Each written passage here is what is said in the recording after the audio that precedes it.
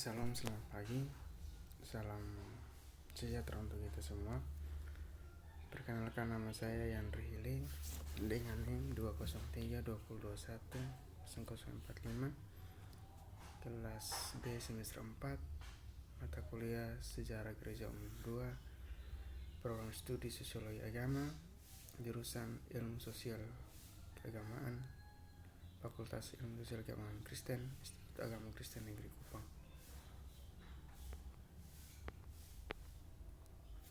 Baik, saya akan bahas mengenai periodisasi sejarah gereja di Indonesia. Pertama, pengertian sejarah. Secara epistemologi berasal dari kata sejarah yang artinya pohon. Maksudnya adalah suatu pertumbuhan dan perkembangan dari suatu peristiwa ke peristiwa yang lain. Sedangkan menurut Kamus Besar Bahasa Indonesia, sejarah adalah silsilah dan pengetahuan atau uraian tentang peristiwa-peristiwa dan kejadian-kejadian yang benar-benar terjadi di masa lampau. Yang kedua, gereja. Kata ini merupakan serapan dari bahasa Portugis, yaitu igreja. Igreja berasal dari kata Yunani, yaitu ecclesia, yang secara harafiah berarti dipanggil keluar. Yang ketiga, periodisasi. Periodisasi berarti usaha membagi-bagi masa sejarah atas beberapa periode atau batas waktu. Nah, periodisasi sejarah gereja di Indonesia. Cara membagi periodisasi terdapat bermacam-macam. Membagi berdasarkan segi perkembangan atau perluasan gereja, dan membagi juga berdasarkan segi pertumbuhan organisasi atau kepemimpinan gereja. Nah, dalam buku Sejarah Gereja Indonesia, Dr. T.H. Muller Quaker membagi periodisasi gereja dalam 3 zaman, yaitu zaman misi Katolik Roma pada tahun 1520 sampai dengan 1605, zaman Jindik VOC pada tahun 1605 sampai 1800, dan juga pada zaman Jending oleh PI dari Eropa. Kemudian pada tahun 1520 sampai dengan 1605 ini zaman misi Katolik Roma. Nah, pada gereja Nestorial di Indonesia pada 645 sampai dengan 1500 tahun ini, seorang sejarawan dari Mesir yang bernama Sheikh Abu Salih Al-Armini dalam karangannya yang berbahasa Arab dengan judul Daftar Berita-berita tentang Gereja Pertapatan dari provinsi-provinsi Mesir dan tanah-tanah di luarnya, menyebutkan adanya gereja-gereja Nestorian di kota Fansur, di mana terdapat banyak gereja dan semuanya adalah dari Nasara atau Kristen, Nasatria atau istilah bahasa Arab untuk Nestorian. Nah, kemudian kedatangan gereja Katolik di Indonesia pada tahun 1511 sampai dengan 1666. Nah, gereja Katolik pada abad pertengahan mengatur seluruh bidang kehidupan negara. Tugas negara ialah melayani gereja, melindungi iman Kristen dari serangan musuh-musuhnya, dan mendukung penyiaran keluar. Konsep pemahaman seperti itu pada akhirnya mempengaruhi gereja Katolik di berbagai tempat, khususnya pada wilayah yang dikuasai Portugis dan Spanyol. Nah, misi gereja Katolik dari Eropa ke Indonesia datang bersamaan dengan tindakan kekuasaan bangsa Portugis di Indonesia. Nah, bangsa ini selain memperluas kekuasaan politik dan ekonomi di Indonesia, juga mereka bertanggung jawab atas penyiaran agama Kristen. Terlebih Paus pada waktu itu mendorong setiap raja Portugis agar mewartakan iman Kristen Katolik di daerah kekuasaannya di seberang laut atau daerah. Kemudian penyebaran kekristenan di Maluku. Nah, sejak tahun 1540-an, pekerjaan misi Katolik di Maluku mulai dilakukan lebih terarah dan intensif. Pada waktu itu mulailah berdatangan penginjil-penginjil yang mempunyai semangat penginjilan yang besar dari Eropa. Nah, muncul penginjilan yang bersemangat itu didorong oleh semangat kontra reformasi yang terjadi dari pihak gereja Roma Katolik terhadap golongan Protestan. Nah, terutama setelah berdirinya Serikat Yesus sebagai salah satu perwujudan dari kontra reformasi itu. Serikat Yesus itu telah melatih dan mempersiapkan sejumlah penginjilan Roma Katolik yang sangat bersemangat. Dengan usaha yang dilakukan penginjil Yesus seperti Saverius, usaha pekabaran Injil Katolik itu dapat dengan cepat mengalami perkembangan baik ke Maluku Utara maupun ke Maluku Selatan. Kemudian penyebaran kekristenan di Sulawesi Utara dan Talau. Nah, pada zaman Portugis, usaha penyebaran kekristenan ke Sulawesi Utara, Sangir dan Talut yang juga telah diusahakan sejak tahun 1560-an. Tetapi alasan penerimaan agama Kristen itu adalah sama dengan alasan penerimaan di daerah Maluku, yakni terutama dalam rangka meminta perlindungan kepada orang-orang Portugis dan menghadapi tekanan dan serbuan tentara-tentara Sultan Hariun dari Ternate yang juga berusaha untuk memperluas daerah kekuasaannya sampai ke sana. Nah, karena adanya serangan dari pasukan-pasukan Sultan Hairun itu, maka raja sempat meminta bantuan dari tentara orang-orang Portugis di Maluku untuk melindungi mereka. Dan sebagai imbalan dari bantuan perlindungan yang diberikan itu, maka masyarakat tersebut bersedia untuk dibaptis menjadi Kristen. Perjanjian pertama yang diutus oleh orang Portugis dari Maluku ke Sulawesi Utara ialah Diego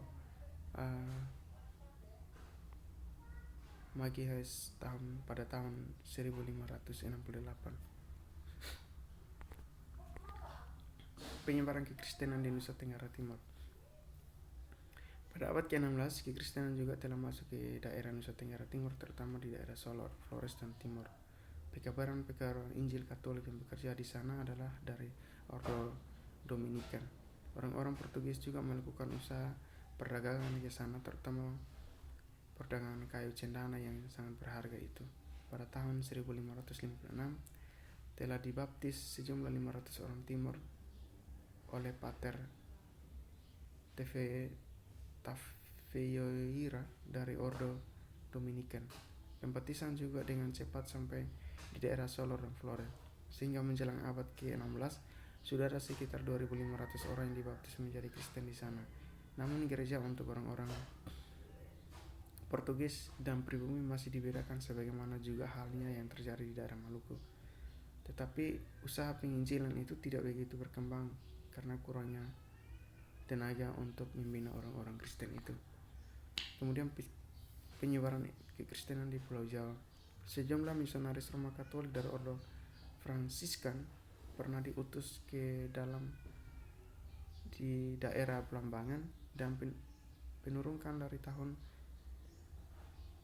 1569 sampai 1599. Pada waktu itu penduduk daerah tersebut masih menganut agama Hindu, sehingga sejumlah penduduk di sana berhasil dibaptis, termasuk beberapa anggota keluarga raja. Tetapi menjelang tahun 1600-an, usaha pekabaran Injil itu terpaksa berakhir karena kedua kerajaan itu berhasil ditentukan dan dikuasai oleh kerajaan Islam.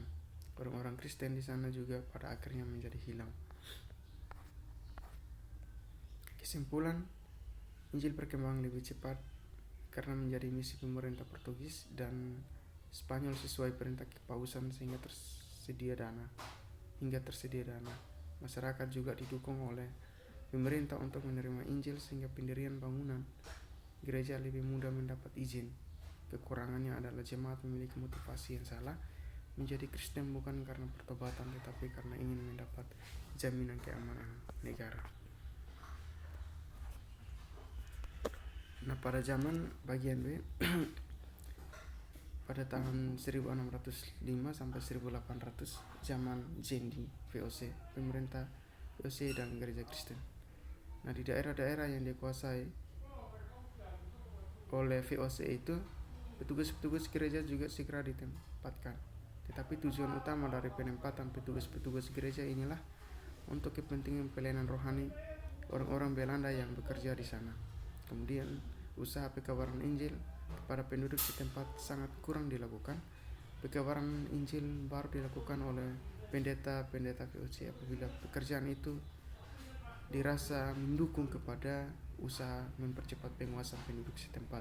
Selaku orang-orang yang beragama Protestan, orang-orang Belanda yang telah berkuasa menaklukkan orang-orang Kristen yang baru itu menjadi Protestan. Kemudian penyebaran kekristenan di beberapa daerah. Selain di Ambon tahun 1621 berdirilah sebuah jemaat di daerah Banda, dan jemaat itu pun dipertunjukkan untuk orang-orang Belanda yang bekerja di sana. Barulah di daerah Aru ada sekitar 100 orang yang dibaptis dari penduduk setempat. Itu pun tidak bertumbuhan dengan baik karena pemeliharaan yang kurang. Pada pertengahan abad 17, orang-orang Spanyol yang sempat menguasai daerah Maluku Utara dan beberapa daerah Sulawesi Utara sampai Sangir dan Taulot ditaklukkan oleh orang-orang Belanda. Orang-orang Kristen yang dulu sempat diasuh oleh orang-orang Spanyol itu diambil alih oleh orang-orang Belanda. Pendeta Belanda yang bertugas di Ternate sekitar tahun 1680 sampai dengan 1689 berusaha menghubungi orang-orang Kristen di sana. Sekitar tahun 1700 diperkirakan ada sejumlah 2.500 orang Kristen di sana.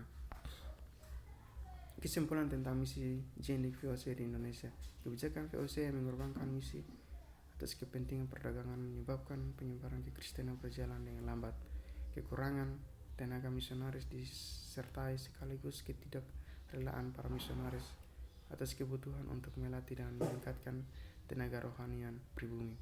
Terlalu banyak perhatian diberikan kepada orang-orang Kristen Belanda sehingga penginjilan orang-orang Indonesia diabaikan. Banyak pendeta VOC tidak pernah mempelajari bahasa daerah atau bahasa setempat ataupun bahasa Melayu. Banyak permusuhan dan penghambatan dari kerajaan-kerajaan Islam. Kemudian pada tahun 1800 sampai 1940 zaman Jendik oleh lembaga-lembaga di PI dari Eropa. Gereja Protestan di Indonesia berbeda dengan pemerintahan VOC yang hanya mengakui satu gereja, yaitu gereja Protestan. Pemerintah kerajaan Belanda yang baru dipengaruhi oleh semangat pencerahan di Eropa menjadi bersifat netral. Di kerajaan itu kebebasan agama mulai diberlakukan karena itu tidak ada lagi gereja negara dan negara tidak akan memihak lagi kepada agama Kristen. Tetapi ada dua keyakinan yang dihadapi di Indonesia oleh pemerintah kolonial Belanda yang menghambat pelaksanaan dari asas itu secara penuh, yakni adanya sejumlah jemaat di Indonesia bekas asuhan dari VOC. Pemerintah Belanda sebagai pewaris VOC tidak bisa melepaskan jemaat-jemaat itu begitu saja. Ini mendorong pemerintah kolonial Belanda untuk mendirikan gereja Protestan di Indonesia yang dapat menampung dan mengasuh seluruh jemaat bekas asuhan VOC. Dan yang kedua, pemerintah kolonial Belanda sadar bahwa orang-orang Islam di Indonesia rata-rata bersikap lebih memusuhi pemerintah Belanda daripada orang-orang Kristen. Gerakan pencerahan dan pietisme. Gerakan pencerahan yang berkembang di Eropa menyatakan bahwa manusia telah menjadi dewasa dan harus berani berdikari, melepaskan diri dari belenggu taksyul, dogma, dan segala bentuk keagamaan yang tidak sesuai dengan rasio. Karena rasio adalah hakim akhir dalam segala hal penting. Gerakan pietisme yang merupakan aliran dalam kelompok Kristen yang menekankan kesalahan dalam setiap lapangan kehidupan. Munculnya pietisme sebagai reaksi terhadap ortodoksi yang kaku atau tidak dinamis. Gerakan pencerahan dan pietisme. Kemudian kesimpulan, banyak orang masuk menjadi Kristen pada mulanya karena mengharapkan bantuan perlindungan dari orang-orang barat yang datang ke negeri mereka dalam menghadapi musuh-musuh mereka. Ada juga yang tertarik menjadi Kristen karena melihat orang-orang Barat bersama agama mereka mempunyai wibawa yang cukup tinggi dibandingkan dengan diri dan agama mereka. Kepribadian para pekabar Injil ada juga yang menjadikannya tarik bagi orang-orang Indonesia untuk masuk menjadi Kristen. Pelayanan yang dilakukan oleh para misionaris seperti pelayanan kesehatan yang baik, pendidikan, dan usaha-usaha sosial dalam rangka membantu orang-orang Kristen dan meningkatkan kehidupan masyarakat juga menjadi motivasi untuk masuk Kristen.